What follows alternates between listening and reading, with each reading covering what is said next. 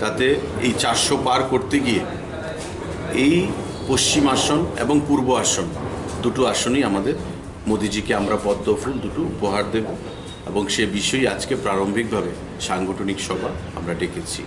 তো কিছুক্ষণের মধ্যে আমাদের মধ্যে আসবেন বিপ্লববাবু, আমাদের পশ্চিম আসনের যিনি প্রার্থী, রাজ্যের প্রাক্তন মুখ্যমন্ত্রী, এবং যার হাত ধরে ত্রিপুরা রাজ্যে 2018 সালে ঐতিহাসিক পরিবর্তন সংগঠিত হয়েছিল।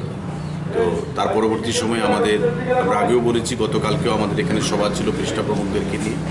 আগামী 1.5 মাস আমাদের এই লোকসভা নির্বাচনকে সামনে রেখে বিভিন্ন কার্যক্রম চলবে এবং ধীরে ধীরে সাংগঠনিকভাবে আমরা এমনিতেই যথেষ্ট শক্তিশালী অবস্থানে রয়েছি।